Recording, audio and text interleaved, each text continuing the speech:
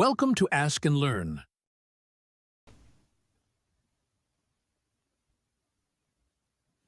All right, so we're given the equation for the height of a projectile, and we want to start by finding the velocity after 2 seconds and 4 seconds. And so we're going to find the velocity in general, v of t, by finding the derivative of the height function. So the derivative would be 24.5 minus 9.8t. Now to find the velocity at 2, we can substitute 2 in there. So we have 24.5 minus 9.8 times 2. And that gives us 4.9, and the units would be meters per second. And the velocity at time 4, we'll just substitute a 4 in there. And we get negative 14.7 meters per second. For part B, we want to find the time when the projectile reaches its maximum height. And we have 2 ways to do this. One way is sort of an algebra 2 way. We recognize that this is a parabola and it opens down, and we could find the vertex, and the x-coordinate of the vertex would be the time. The other way is a calculus way, and we would realize that the velocity would be 0 at the time when it's at its maximum point because we would have a horizontal tangent line there. And so I say we do the calculus way since we're in calculus.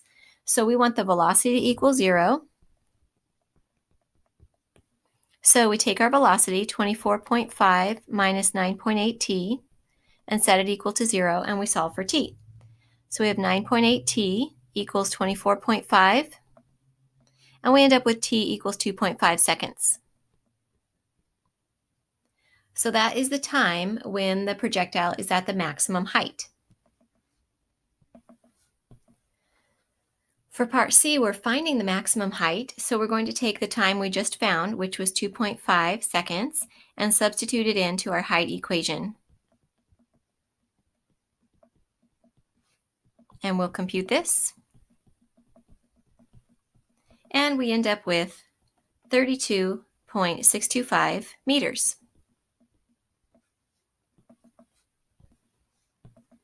For part D, we want to find the time when it hits the ground. So when it hits the ground, its height is 0. So we're going back to the height equation, and we're setting it equal to 0. And I'm going to rearrange the terms a little bit. So we have negative 4.9t squared plus 24.5t plus 2 equals 0. Now, unfortunately, this is not factorable, so we're going to solve this equation with the quadratic formula. And I'm going to start by multiplying the whole equation by negative 1, just so that we can lead with a positive coefficient. Just seems to make life a little bit easier. Now we're going to use the quadratic formula, so we have t equals the opposite of b over 2a plus or minus the square root of b squared minus 4ac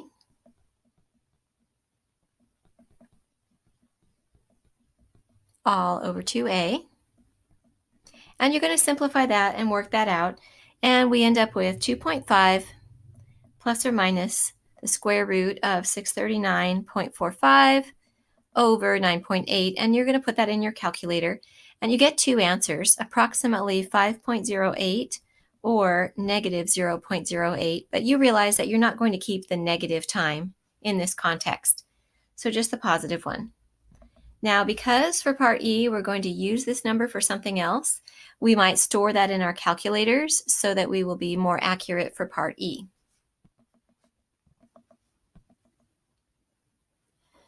For part E, we're finding the velocity when it hits the ground, and we use our velocity equation, and we substitute that number we just got in the previous part. The approximate value is 5.08. It would be a good idea to use the stored value so you don't lose too much accuracy. So we have 24.5 minus 9.8 times 5.08, and we end up with approximately negative 25.3 meters per second.